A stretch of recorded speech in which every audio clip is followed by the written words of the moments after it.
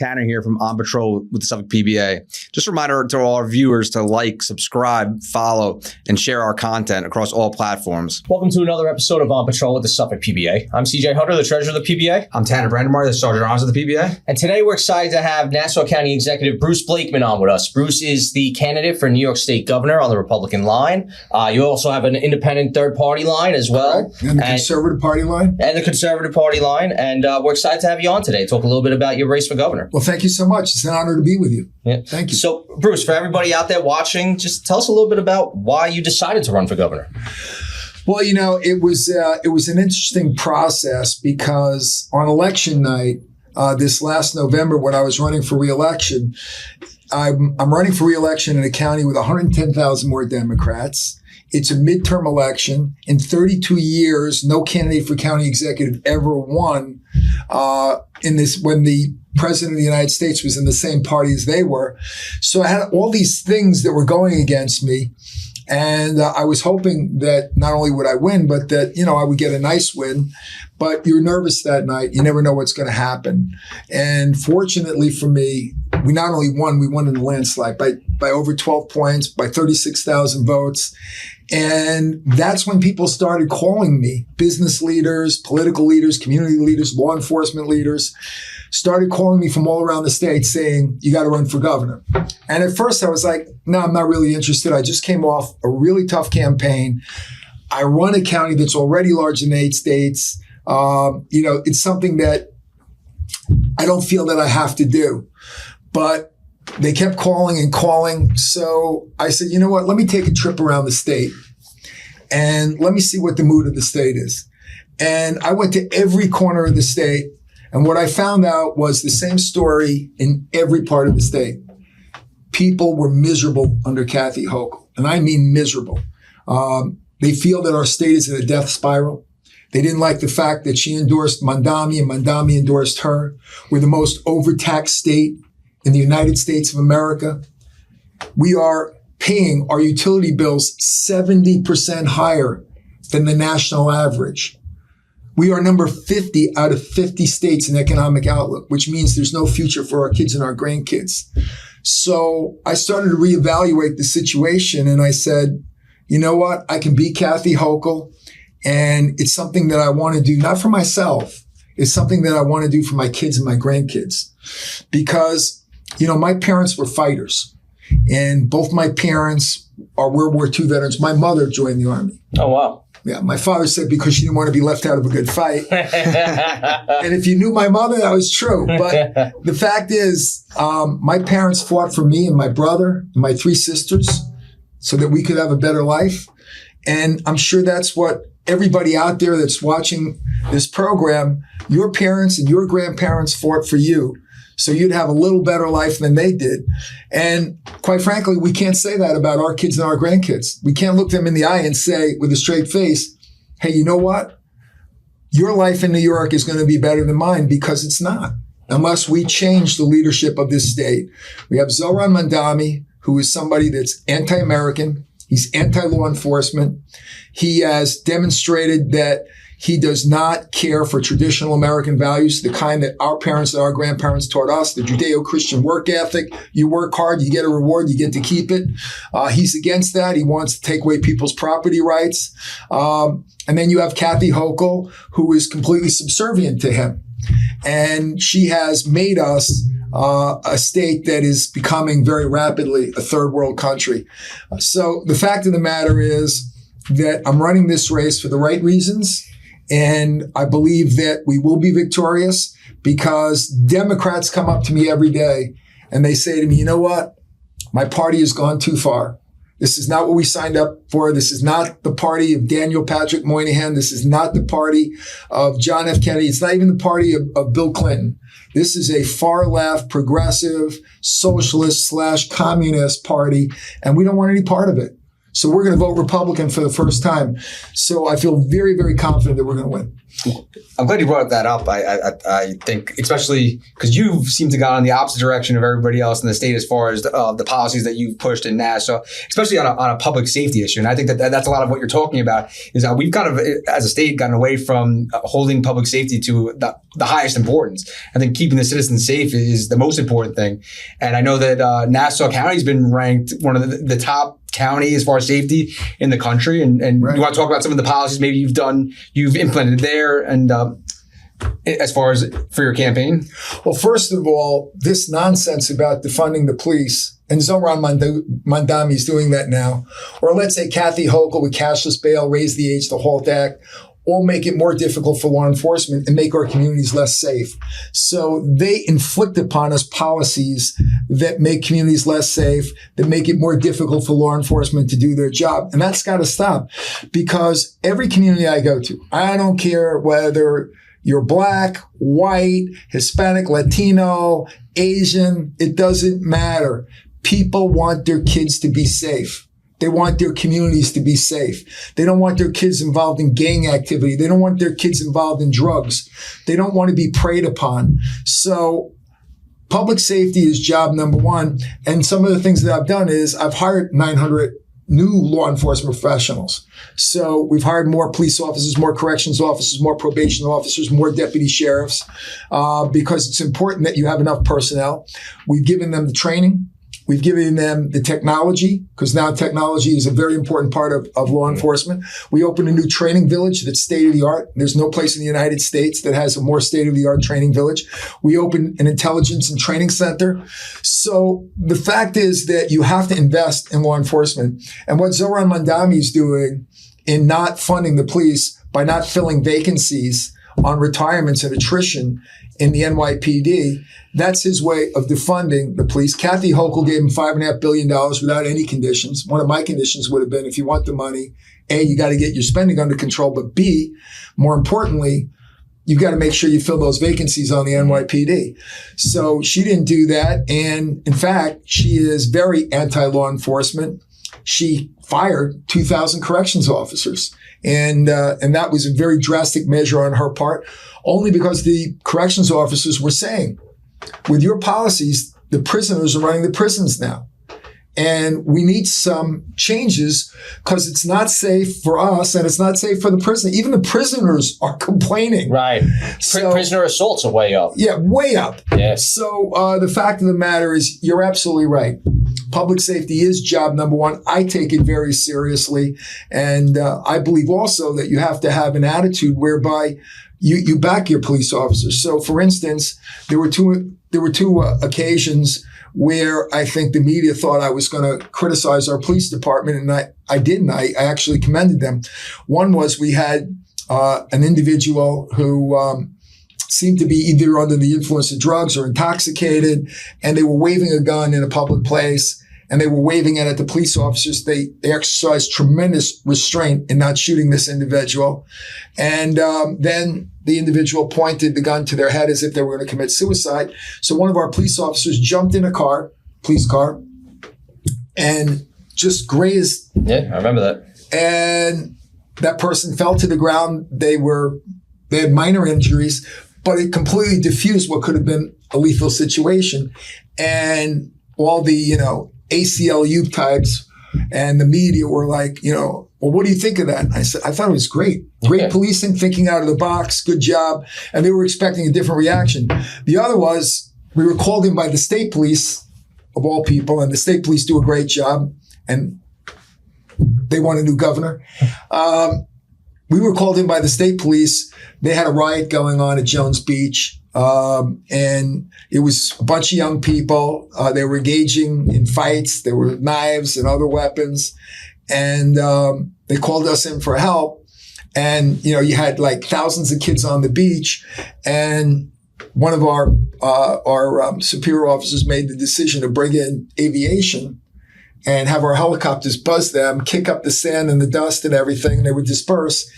And that's exactly what happened. Mm-hmm. And again, the same people that criticized the police officer who used his car to stop a lethal event They complained and they said that's an improper use. They made a complaint to the FAA. Unbelievable. And the fact of the matter is, we strongly defended them with the FAA, and the FAA had said that they did not act improperly, and they saved kids' lives. Yes, 100%. They saved kids' lives, and we didn't have to put any police officers in jeopardy getting in the middle of a riot. So I thought it was a great idea. So I let my cops be cops. I'm glad you bring up those two examples, because I'm a father. I talk about my kids all the time, and my kids are really into the Disney movie, The Incredibles, right? The family of superheroes. And the movie starts off where the people start trying to portray superheroes as the bad guys. And Mr. Incredible actually prevents a suicide. And the person who was trying to commit suicide turns around and sues the superheroes, and the attorney says, my client didn't want to be saved, my client didn't ask to be saved, and now he's sustained these injuries, right? It's a spoof. Even cartoons are making fun of people that have this sort of mindset, right? So it's funny to hear the real life examples of these people that are actually complaining about cops doing life-saving actions. You know, I had a bunch of community leaders from the African American community, and they met with me early on when I became county executive. And we were talking about public safety. We were talking about a lot of different issues. And I treat every community the same. I love every community. I love people. That's why I'm in this business. So I had these community leaders, and one guy gets up, and he was kind of radical. And he gets up to me and goes, and you got to promise me, Mr. Blakeman, that you will not over-police our neighborhoods. And I said, I'm not going to make any such promise. I said, we go where the crime is. If there's crime in your community, I'm sending in every resource I have to stop it. Don't you want safer communities? And the other people in the room were like, yeah, what is this guy talking about? Over-policing. I've never heard of such a crazy term. You would want police to come in. I feel people feel comforted when they see a police car come 100%. driving by. They feel better, and you know, but there are certain politicians that would capitulate to that and say, oh, yes, over-policing is a bad thing. It's a nonsense term. It's disingenuous. Living out here in Suffolk County, and I have family that lives in Nassau County too. We live here for a reason. We live here because we want to feel safe. We want to raise our families in this sort of atmosphere where the police are backed up. They're given the tools they need to properly do the job to keep us safe, so we could grow up in that lifestyle, that quality of life that we've grown accustomed to for the last, our entire lives. We want to be able to maintain that. Just a quick message to our audience out there. Please remember to like, share, follow, and subscribe. It really helps our content reach more people, and it adds to our algorithm. Thank you. Everybody strives for that. Right. And if you don't strive for that, there's something wrong with you. Yeah. So I'm glad you also brought up a comparison of today's Democratic Party to that of the JFK days and even the Clinton days, because I say it all the time, and we actually discuss this openly on the podcast very often, where we make a lot of our decisions that our decisions are issue based on how we form our opinion, what we advocate for our members, and it's always to maintain public safety, maintain the quality of life, like we just spoke about. And I feel like a lot of what we talk about now is somewhat looked at as almost right-wing views, where really a couple decades ago, even under the Clinton years when I was a kid, it was not a right-wing view. It was a common sense, middle ground view. And I feel like the Democratic Party has moved so far left that center is now left of what it used to be. Well, you're absolutely right. I mean, the Democratic Party's going off the deep end. First of all, socialism. Let's talk about that for a second. Winston Churchill said very aptly that it's nothing more than shared misery. Right. And the fact is, if you make everybody miserable, then nobody will know the difference. So they want to make everybody miserable. Misery loves company. Exactly. So that's their goal. That's what they want to do. And we have to stop that, because that's anti-American values. And what you're talking about the Democratic Party, which is troubling, is the fact that we used to have differences, like we would have differences over how much we should spend on the defense budget. Should we have big government or small government? Should we be pro-business or pro-labor? Now it's like they've gone in such a direction where they're anti-American. And Democrats Common sense Democrats understand that. They're coming to me each and every day and saying, look, I never voted Republican before, but I'm going to vote Republican now because my party is nuts. And that's why I think we're going to win this election, is because we're going to get a majority of independent voters and we're going to get a lot of common sense Democrats. Yeah. So I'm glad you bring up that term common sense too, because a lot of what we consider to be common sense is not the way so many people think now. And I think that a lot of that mentality is really just in very densely populated pockets of the state. But if you look at, say, Long Island, Westchester, many areas upstate, a lot of us still value the hard work, that American dream that our ancestors came here for. This is a nation built on immigrants. Immigration is good when it's done properly within the rules of law. Like, we have laws for a reason. So I'm glad to hear you talk about some of these common sense policies as ways to look at solutions to problems that really should have never became what they've become over the last 2 decades or so. Exactly. So, again, if we just use common sense and apply the values that our parents and our grandparents gave to us, we'll be fine. But these people, they're advocating things that our parents and our grandparents were violently against. So they're so unreasonable. I think that a lot of what you're saying is reasonable. Like, nobody has anything against immigration in general. Like, people want people to come here and add to our country. I think when we start talking about illegal immigration and kind of removing some of the illegal immigration, a lot of it, I know you have the sanctuary policies, you're against that in Nassau County. You don't want criminals in Nassau, especially if they're not supposed to be here in the first place. I think that's a common sense policy. We've removed 2,000 illegal migrants in 1 year with criminal records, from attempted murder to rape to burglary to robbery, carjacking, drug dealing, gang activity. We work with ICE. We cooperate with ICE, and we did it all without raiding one school, one hospital, one daycare center, one church. We did none of that because we cooperated with them. But I will say this about immigration. I agree with you. I have told President Trump, I have told leaders in my party, we need a comprehensive immigration program where, let's say you've been here 7, 8, 9, 10, 11 years. You don't get in any trouble. You're gainfully employed and you're in a business or an industry that needs you as a worker. Let's find a path to legality. Yeah. So, it's not like I'm against immigration. I'm very pro-immigration. But, we have restaurants, we have hotels, we have hospitals, we've got farmers. They need these workers. And again, if they stay out of trouble and they're gainfully employed and they're not on welfare, bring them in. But to give $8.5 billion of our hard-earned taxpayer dollars to illegal migrants with free housing, free transportation, free food, and a free cell phone, just by virtue of the fact that they landed here, these people aren't New Yorkers. They're not Americans. They haven't earned a thing. Why are we giving them all this free stuff? It's because Kathy Hochul's open sanctuary policy, her sanctuary state policy. And that ends on day one when I become governor. One of the first things I'm going to do is sign an executive order that we are no longer a sanctuary state. So obviously, with us being a law enforcement union, we focus on a lot of labor issues, but a lot of the public safety issues. One of the things I'm most proud of with our union is the amount of time we spend advocating for public safety for every New Yorker. When it comes to trying to roll back some bail reform laws, when it comes to trying to even make changes to, like, say, a clean slate, or express the dangers that are possible behind that to the electeds that vote on these sorts of things. To me, I'm very proud that we can still continue to serve our communities while we serve our members and try to give them the tools they need to properly perform the job to keep these communities safe.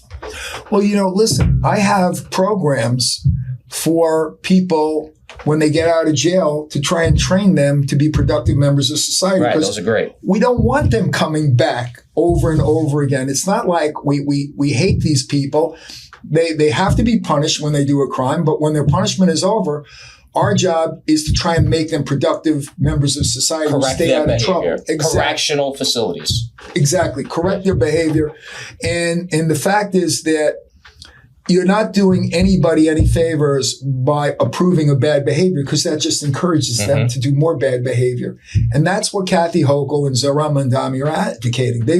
They have people that are in their party that want to open up the prisons and let everybody out. I mean, it's insane what some of the people are talking about. Law enforcement is very important because you have to have laws, you have to have rules, and you've got to enforce those laws and rules. And if you enforce those laws and rules, everybody knows what the rules of the game are. And when everybody knows what the rules of the game are, they know how they have to behave. And we want people to be safe in their communities, so we have to enforce the law. That's number one. All the programs that come after it, that's something that you can do to supplement. But if you're not enforcing the law, and we're not enforcing the law in New York State, not because of our cops, because of our politicians who have these far left policies that are pro-criminal. If you're not doing that, we're going to have unsafe communities. People are going to leave because people don't want to live in unsafe places. I think it's basic ethics and morals. Well, I think you brought up the rehabilitation part of it. I think that when you just let people out, they're not getting the rehabilitation they need to go back and be productive society members. And I think it generally hurts the general population in society, because then there's a lot more victims out there because they continue to commit the same crimes. I know you have places to be. Yes. You're a very busy guy. I think there's 2 points I want to hit before we let you go eventually. I think that a lot of New Yorkers, I don't want to speak in custody here, am I? No. But I think like a lot now you can't leave. I think when a lot of people in New York City in particular think of Republicans, they think of like a Mayor Giuliani. And Mayor Giuliani was great for public safety. But one of the things that I hear as a concern for maybe city police officers that I heard in after his administration was that maybe they didn't get paid. And I know that Tier 5 and Tier 6 is a big issue. And I know you have several contracts you deal with within Nassau County. Just you want to go into like how you get along with some of the unions and how you get along with dealing with their contracts. And then how about the Tier 5 and Tier 6? Is that something that you would get on board with making reforms to if you are elected governor? Well, first of all, when I came into office, the PBA didn't have a contract. So they had a beef on longevity. So within a short period of time, I gave them a contract. It was overwhelmingly approved. I gave them longevity. It was overwhelmingly approved. So I have great labor relations in Nassau County. And I think that's very important. One of the criticisms I had of Mayor Giuliani and Mayor Bloomberg, especially after 9/11, was zeros for heroes. Yeah. You don't balance the budget on the backs of your workers. You can't give them everything they want. Everybody knows that. It has to be reasonable. And that's what negotiation and bargaining is all about. You have to be able to bargain and negotiate and eventually come to a middle ground where not everybody gets everything they want, but they get enough that they're satisfied.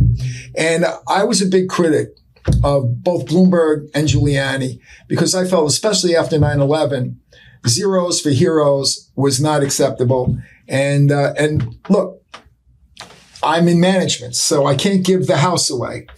But I understand that you have to have money to be able to live, and not just the necessities of life. I don't want my employees living paycheck to paycheck and just being able to make it, get by. What I want is them to be able to enjoy some of the luxuries of life too, like taking your families on vacation or being able to buy your daughter a prom dress without sweating it out. So it's a negotiation process. I am a big believer in collective bargaining. And I think that basically my style is to keep negotiating until you make a deal. Okay. Awesome. And then just the Tier 5 and Tier 6 stuff, I know that that's kind of part of it. We're experiencing a recruitment and retention issue within law enforcement in general throughout the state. I know you support a lot of pro-police, pro-law enforcement policies. I think that's like another one because I think a lot of police officers, they give a lot away. They don't take as much in the beginning of their careers, and really throughout the longevity of their careers, they're not making as much. But to get to that part of your life where you're ready to leave, where you've given so much to this job and to the state and to the citizens that live here, I think that pension is very important to kind of alleviate some of that burden during their career. Well, my approach to labor negotiations are everything's on the table. So you put it all on the table and you see where the pressure points are and where you can come to a deal. So I understand the issues with the new hires getting so much less, and then they get into a different pension system. It's virtually a different pension system. So I think we can sit down, negotiate, and work that out.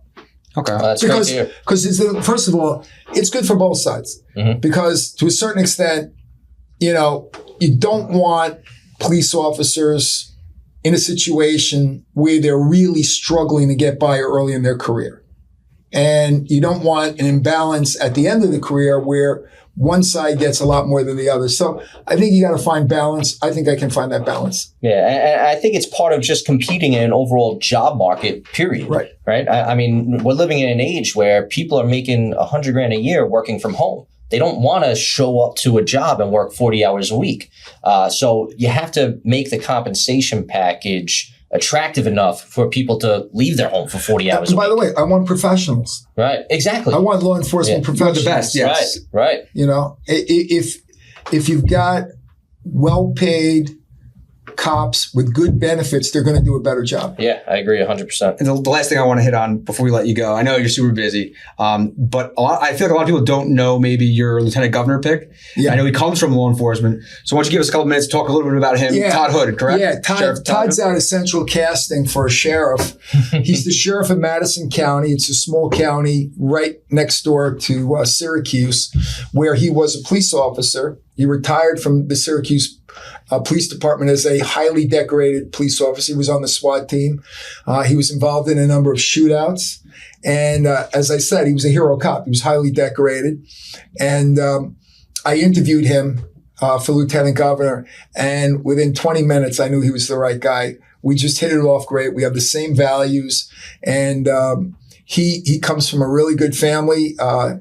2 of his 3 kids are in law enforcement, and he's doing a great job for me upstate. He covers me. It's a big state to try and get everywhere I can't get. And you contrast that with who he's running against for lieutenant governor, Adrian Adams, who believes that illegal migrants should be able to vote in our elections. I mean, that's insane. What does citizenship mean if we're allowing illegal migrants to vote in our elections? She's so far off to the left. She was the president of the city council. So you got an idea where she's coming from. And I just needed somebody who was a solid person with good values, who could go out there. And by the way, like I said, he looks like central casting. He's about 6'4", 240. And he looks the part, and he's the real deal. So he and I have become very, very close, and we just spoke about 2 hours ago, and he's somebody you're going to be really proud of. And when you get to meet him, you're going to love him. It's great to hear that you have members of law enforcement as part of your team. I know we always value open lines of communication. We want law enforcement to have a seat at the table when discussing public safety issues. So to be able to have a sheriff running as a lieutenant governor running mate, I think that's a great value for everybody in New York when it comes to public safety issues. Not only a sheriff, he was a city police officer for years. So he's been in the middle of the action. He's been in some of the toughest neighborhoods in Syracuse. So he's the guy that's had boots on the ground. Yeah. Bruce, we appreciate you coming on today. I think you've given our viewers a lot to think about and consider. Do you have any parting words before we close up here today? Listen, all I can say is our state's in a death spiral right now. We're overtaxed. We're overregulated. Our electric bills are 70% higher than the national average. We got the most pro-criminal governor. She's giving billions of dollars away to illegal migrants. It's your taxpayer dollars. We've got to end this insanity. Zoran Mandami, he hates the cops. He hates American values. She's subservient to him. I mean, this is a tipping point in the history of the state of New York. And if we don't stop them, this state is going to become a third world country. So all I would say to everybody out there, I don't care whether you're Republican, Democrat, Independent, the fact of the matter is, let's save our state. Thanks, Bruce. We appreciate you coming on. Thank you. Thank you. Good luck with your campaign. Thank you. God bless you. Thank you so much.